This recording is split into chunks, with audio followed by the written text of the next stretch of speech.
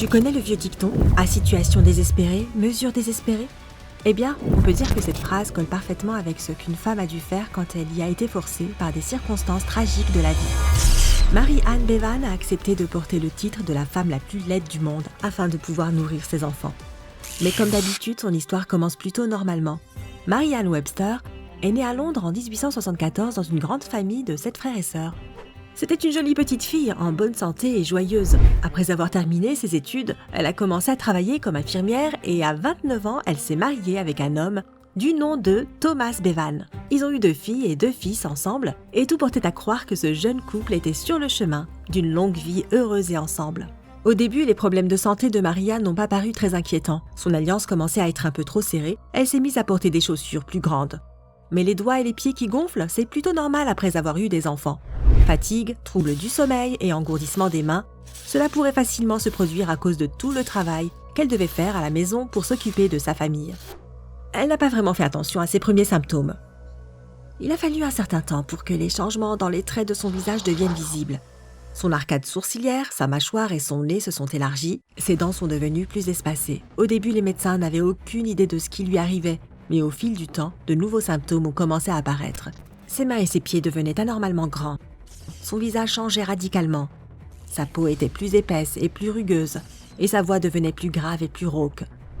Il n'y avait plus aucune trace de son ancienne beauté, et sa santé générale se dégradait également. Les douleurs articulaires, la dégradation de la vision et les migraines sont devenues le douloureux quotidien de Mary-Ann. Cette pauvre femme souffrait d'une maladie très rare appelée acromégalie. Il n'y a que 3 personnes sur 1 million diagnostiquées chaque année. La maladie est un trouble hormonal habituellement causé par une tumeur bénigne de l'hypophyse. C'est une petite glande sous ton cerveau qui est responsable de la libération de différentes hormones. Donc si une tumeur perturbe son travail, elle peut libérer une quantité excessive d'hormones de croissance dans l'organisme, ce qui entraîne une croissance anormale des tissus mous et des os. De nos jours, l'acromégalie est traitée avec succès par la chirurgie, la radiothérapie de l'hypophyse, les médicaments ou une combinaison de ces méthodes. Le principal problème est d'obtenir le bon diagnostic dès le début. Comme il s'agit d'une maladie si rare et que les changements physiques ne se produisent pas du jour au lendemain, les symptômes sont souvent attribués à d'autres causes. Mais si les patients reçoivent le bon traitement, ils s'en sortent très bien. Malheureusement pour Mary-Ann Bevan, il n'existait aucun remède ou traitement efficace pour cette maladie au début du XXe siècle, ce qui signifie qu'elle était condamnée à vivre avec et à supporter ses symptômes. Le mari de Mary-Ann a été tout simplement aimant et solidaire tout au long de leurs 11 années de mariage. Mais lorsqu'il est mort en 1914, Mary-Ann s'est retrouvée avec peu d'argent et 4 enfants à charge. Et n'oublie pas que nous parlons du début des années 1900, bien avant qu'il y ait des lois du travail équitable pour protéger les gens contre les traitements discriminatoires. En d'autres termes, il était très peu probable qu'une entreprise de l'époque ne l'embauche comme une employée normale parce qu'elle était visiblement défigurée. Donc tout ce qu'elle pouvait faire, c'était d'utiliser ce qu'elle était devenue. Dans une société où les humains n'étaient pas si humains que ça. Sa maladie était peut-être incurable, mais elle s'est transformée en une source de revenus inattendue pour la veuve et ses enfants. La mère de famille a appris qu'il y avait un concours en Angleterre pour le titre de la femme la plus laide du monde.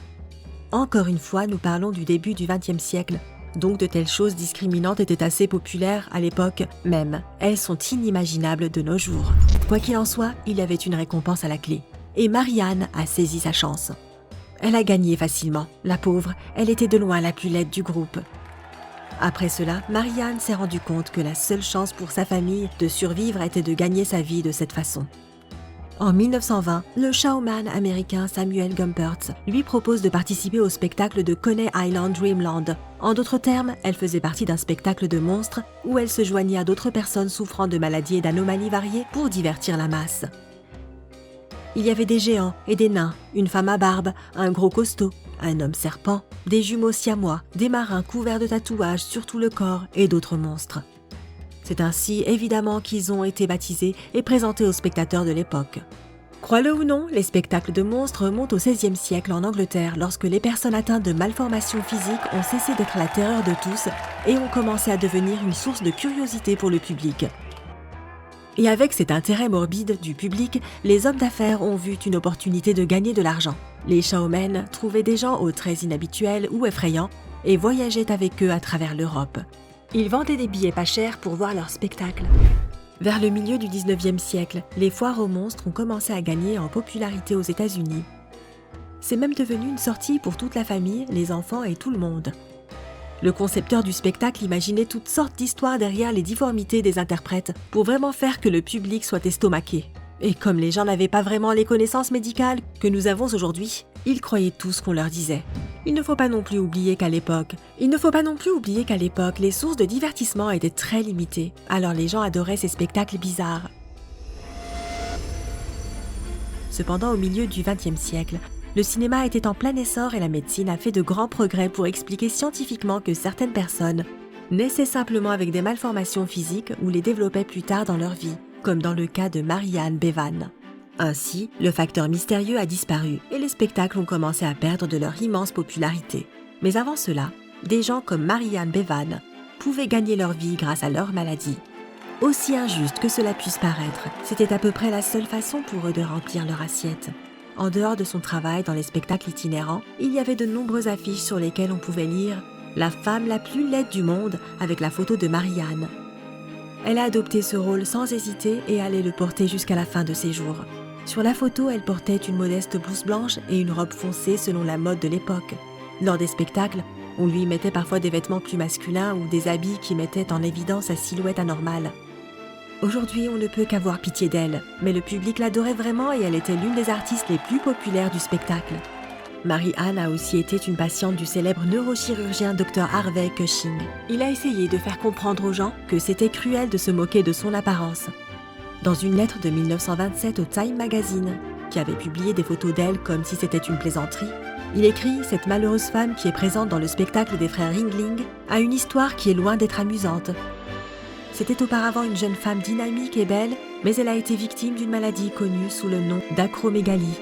En tant que médecin, je n'aime pas penser que le Time puisse être aussi insensible devant les drames que représente la maladie. Mais même des décennies après sa mort en 1933, à l'âge de 59 ans, un autre médecin a pris la défense de Mary-Ann et de ses semblables. Au début des années 2000, une importante société de cartes de vœux a commencé à vendre des cartes, attente contre réalité, sur les rencarts à l'aveugle. Sur la photo pour réalité, il y avait une femme laide avec un visage défiguré. Et quand l'endocrinologue néerlandais, Dr Wouter de Herder, les a vus en vente alors qu'il était en vacances au Royaume-Uni, il a été extrêmement choqué. Il a immédiatement reconnu la femme sur la photo car il venait d'écrire un article sur Mary-Ann Bevan. Il a dit que c'était inacceptable de se moquer de cette femme qui souffrait d'une maladie grave et qui avait dû vivre dans la douleur pendant la majeure partie de sa vie. La société de cartes a immédiatement cessé de vendre cet article et a exprimé ses regrets à ce sujet. L'histoire de Mary-Ann Bevan est plutôt triste, mais je pense aussi qu'il est bon de réaliser le chemin parcouru au fil des années, dans notre respect mutuel et notre compassion envers nos semblables. Voyons le bon côté des choses.